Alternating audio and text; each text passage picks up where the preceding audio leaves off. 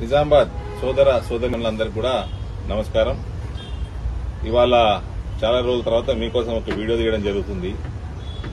ఈ పెద్ద మనుషులకి నేను మర్యాద ఇస్తుంటే మర్యాద ఉంచుకోవడం వస్తలేదు. ఎవరు మన ఎమ్మెల్సీ జీవన్ రెడ్డి గారు ఇవాళ కాంగ్రెస్ విస్తృత స్థాయి కార్యకర్తల సమావేశం పెట్టుకున్నాట నిజామాబాద్. అందులో ఎమ్మెల్సీ జీవన్ రెడ్డి కామెంట్స్ అట, లోక్సభ ఎన్నికల్లో బీజేపీ ప్రలోభాలతో గెలిచింది, ఓటర్లకు డబ్బులు పంచిన ఎంపీ అరవింద్ కాంగ్రెస్ పై ఆరోపణలు చేయడం విడ్డూరం, మోడీ ప్రభావం కూడా కలిసి వచ్చింది. మోడీ ప్రభావంతో మేము రాజకీయాలకు వచ్చినామయ్యా. ఒకటి. రెండు, నీ ప్రభావంతో రాలే, మోడీ ప్రభావంతో వచ్చినాం. ఆయన ప్రభావం ఎట్లా ఉంటుంది. రెండోది, నేను డబ్బులు పంపించినా అంటే ప్రపంచంలో నమ్మడు. అసలు మీరు పెద్ద మనుషులు 200 రూపాయలు మన మే 11వ తారీఖు రాత్రి 12 గంటలకి మీ వాళ్ళు మీ లీడర్లందరూ ఆరుమూరు రోడ్ల మీద 200 రూపాయలు కట్టలు పట్టుకుని ఏడు తిరుగుతారు, కూరగాయలు ఉంటుంది తిరుగుతురా. ఓడిమంచుడు మొదలుపెట్టిండా పైసలు? ఈ సుదర్శన్ రెడ్డి వయసుకి నీ వయసుకి చేయాల్సిన పనులేనాయి. మేము పంచినా పైసలు? మీ వాళ్ళే కూరగాయలు కొంటున్నారు రాత్రి 12 గంటలకు 1 గంటకి. రెండోది, జగిత్యాలు పట్టణ ప్రజలకు చెప్తున్న మన అసెంబ్లీ నియోజకవర్గ ప్రజలకి మీ మీద ప్రేమతో నిలబడ్డాడు అనుకున్నారా? నిజామాబాద్ పార్లమెంట్ లో కరీంనగర్ పోకుండా. ఈయన కరీంనగర్ కి జర సుపరిచితుడు మంత్రిగా. నిజామాబాద్ జిల్లాకి ఈయనకి ఏం సంబంధం లేదు. ఎందుకు వచ్చింది చెప్పాలనా అండి? మీ మీద ప్రేమ లేదు, లొట్టపీసు లేదు. ఈడ 3 లక్షల చిల్లర తుర్కోలోట్లున్నాయి. కరీంనగర్ పార్లమెంట్ లో 1 లక్ష చిల్లర ఉన్నాయి. 2 లక్షల చిల్లర ఎక్కువ ఈడ తుర్కోలో ఓట్లు ఉన్నాయని ఈడికి వచ్చి నిలబడ్డాడు ఆయన. మీ మీద ప్రేమ కాదు, ఇంకేం కాదు. అది గమనించాలి. మీరేమో కొన్ని ఓట్లు ఎక్కేసిరు వేరే నియోజకవర్గాలు కంపేర్ చేసుకుంటే. ఓ 1500 1600 లీడ్ ఇచ్చిర్రు ఆయనకి.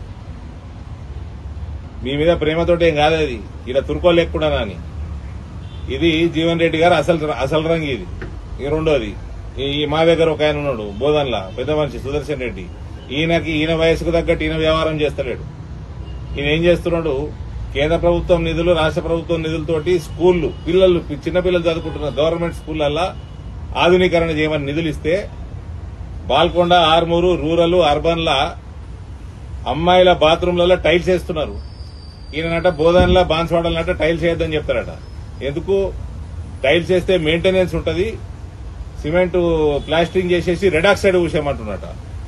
అంటే వీళ్ళకి వయసు అయిపోయి ఇట్లా వ్యవహారం చేస్తున్నారా?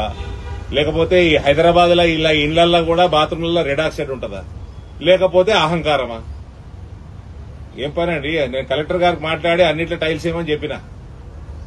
బోధన్ బాన్స్వాడ పిల్లల గట్ట రెడ్ ఆక్సైడ్ వస్తే సరిపోతుందట. ఆ పెద్ద మనిషి ఏమో అట్లుంటున్నాడు, ఈ పెద్ద మనిషి ఇట్లుంటున్నాడు. వీళ్ళు రిటైర్ కాకుండా ఏం చేస్తున్నారు? రోజు ఆఫీసర్లను బెదిరిస్తా ఉంటాడు ఈయన. మర్యాద ఇచ్చినప్పుడు మర్యాద ఉంచుడు నేర్చుకోండి. ఉంచుకున్నాడు. మళ్ళీ ఏమన్నా అంటే అన్నాడు అరవింద్కి అహంకారం అనుకుంటే కాంగ్రెస్ పనికిమాల వాళ్ళందరూ ఇదే ప్రచారం. మీరు చెప్పిన పడి ఉంటే అహంకారం కదా? మళ్ళీ చెప్తున్నా, జీవన్ రెడ్డికి జగిత్యాల వాళ్ళ మీద ప్రేమేం లేదు. ఇక్కడ తుర్కోలోట్లు ఎక్కువ నేను వచ్చి నిలబడ్డాడు అంతే. ఈడ కరీంనగర్ పోకుండా 1 లక్ష చిల్లరతోటి ఓడిపోయిండు. ఒకవేళ అన్ని కరీంనగర్ అన్ని ఓట్లుంటుంటే 3 లక్షలతో ఓడిపోయినా. మరోసారి భారతీయ జనతా పార్టీని 1,10,000 మెజారిటీ తోటి ఇందూరు గడ్డ మీద గెలిపించిన ప్రతి ఒక్క హిందూ సోదర సోదరిమణికి నా యొక్క హృదయపూర్వక ధన్యవాదాలు. భారత్ మాతాకి జై.